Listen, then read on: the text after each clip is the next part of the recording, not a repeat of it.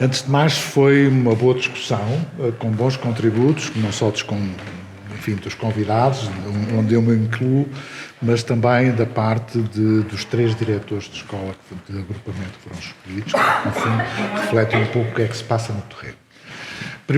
Primeiro ponto que eu gostaria de destacar é que nós não sabemos, nós falamos de perda de aprendizagem, mas não sabemos qual é a dimensão do fenómeno.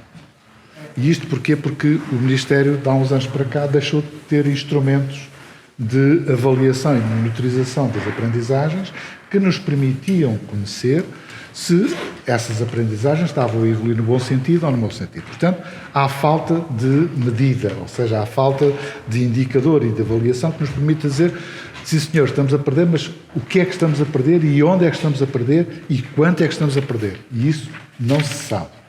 Ou seja, quem sabe são os professores na base, mas aquilo que se passa numa escola não se passa noutra, não é?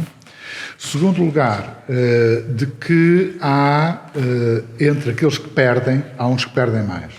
Em especial, os alunos dos primeiros anos da escolaridade obrigatória e, fundamentalmente, os alunos com necessidades específicas, que não há forma, porque ainda que tenham aprendizagens mais orientadas e mais especializadas, a carência é muito maior.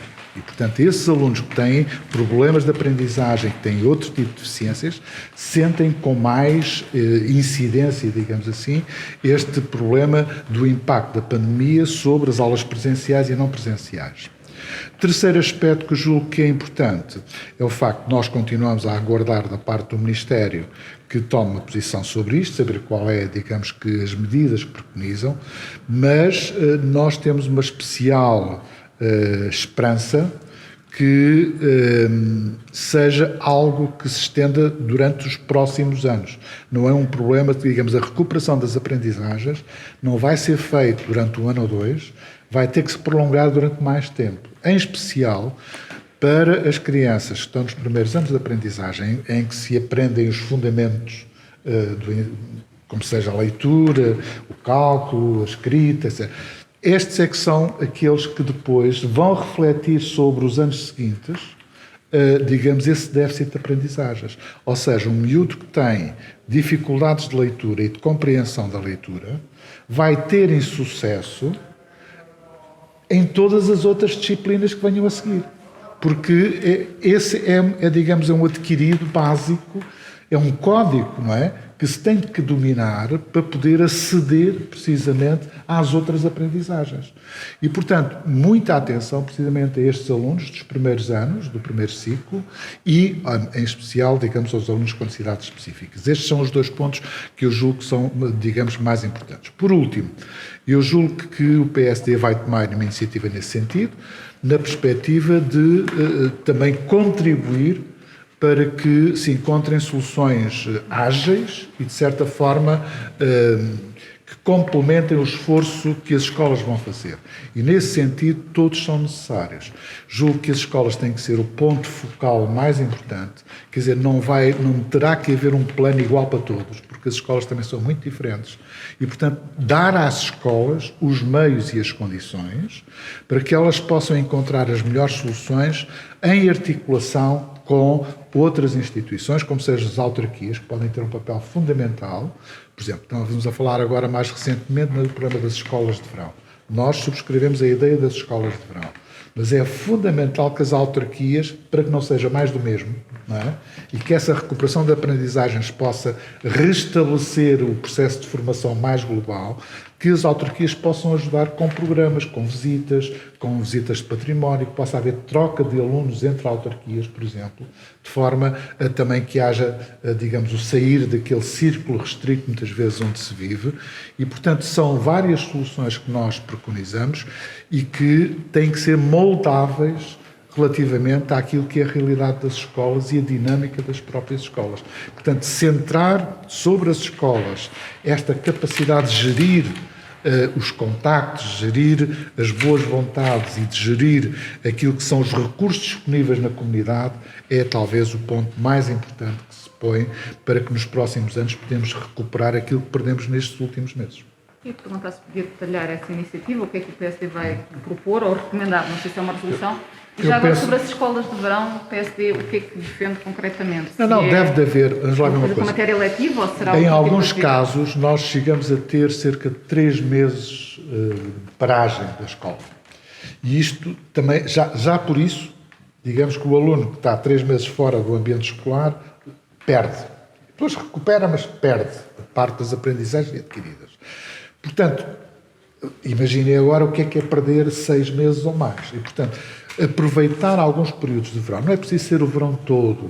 A escola não tem que estar sempre aberta, porque às vezes também não há funcionários para isso.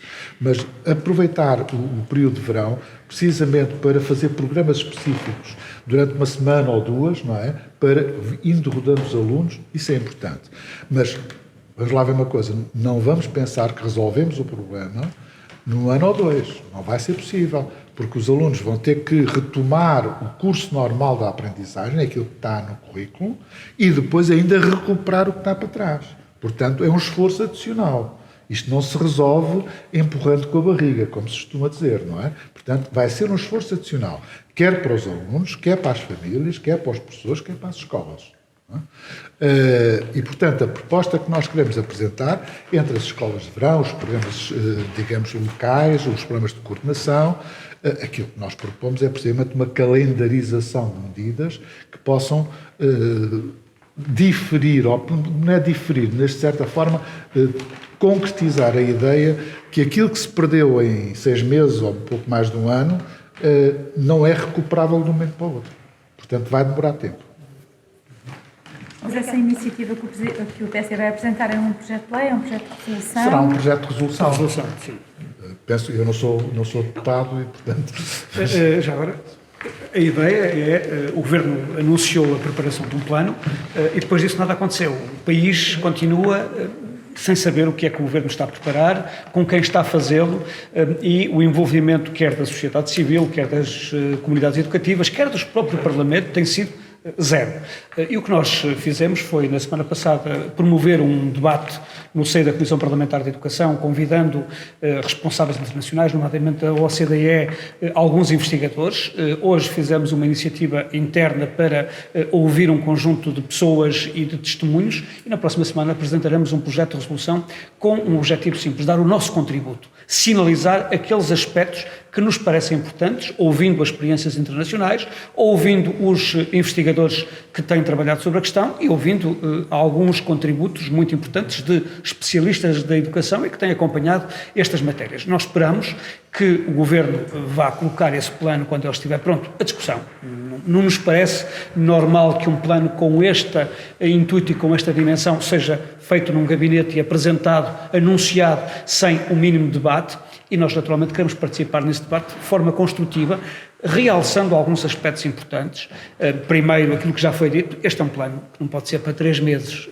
É bom lembrar que o Governo anunciou no início da pandemia um estudo para conhecer a dimensão do problema. O estudo foi feito antes do segundo confinamento. E, portanto, é um estudo que está completamente desatualizado. E o Governo está a elaborar esse plano com base em informação avulsa, com informação incompleta e desatualizada. E, portanto, achamos que o desafio que o país tem pela frente é um desafio com uma importância fundamental para o nosso futuro e para o futuro destas gerações. E achamos que este deve ser realmente uma matéria que deve envolver todos os partidos políticos, o Parlamento, a sociedade. O PSD está a dar um passo muito significativo no sentido de apresentar, dar os seus contributos e está disponível para que a solução que seja encontrada seja uma solução com futuro e uma solução que responda efetivamente aos desafios que temos pela frente. Eu ia perguntar em concreto se o PSD acompanha. Outros partidos já defenderam que, por exemplo, o ano letivo deveria começar mais cedo, logo no início de setembro, e que serão necessários mais professores para concretizar este plano? Depende de duas coisas. Primeiro, qual é a ambição? O que é que o Governo pretende com este plano? E depois, dos outros instrumentos. Não há uma solução única. Começar mais cedo, sem professores, sem outro tipo de instrumento, sem apoio social, sem envolvimento das autarquias.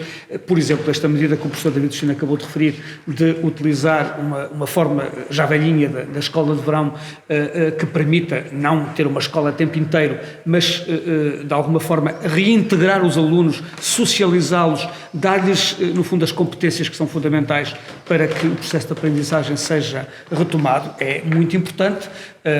A questão que se coloca é: o Governo está em condições de começar as aulas mais cedo? Preparou os concursos de professores, preparou os meios, tudo aquilo que tem a ver com a mobilidade, por exemplo, os transportes. É que há um conjunto de decisões que podem ser importantes, mas isso implica da parte do Governo que toma tampadamente as decisões.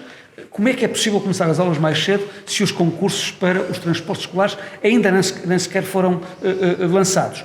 Como é que é possível começar mais cedo se os concursos, as datas dos concursos e, portanto, a colocação dos professores ainda não foi devidamente preparada?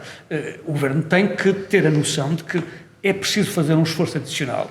E o Sr. Ministro tem que sair da sua zona de conforto, tem que se preocupar realmente com os problemas do país, com o problema da educação. Reparem, o Ministro da Educação desapareceu da esfera pública, da esfera do debate e da preparação há mais de 3 semanas. Num momento em que hoje ouvimos os professores, os diretores dos agrupamentos perguntam: o que é que vai acontecer? Quando é que vai acontecer? O que é que vamos fazer? A ansiedade é muita e nós temos um Ministro da Educação que está ausente, que refugia-se, não sei muito bem por que razões e aonde. Aliás, o exemplo que aconteceu relativamente às matérias que dizem a respeito, como aquela do que aconteceu com as comemorações e os problemas associados enfim, às comemorações da vitória do Sporting, é que o Ministro não aparece a público a dizer uma palavra. Isto é realmente uma marca, já mais do que uma marca d'água, é quase um traço de caráter de um Ministro que foge dos problemas e foge do país quando as dificuldades e as situações se agravam.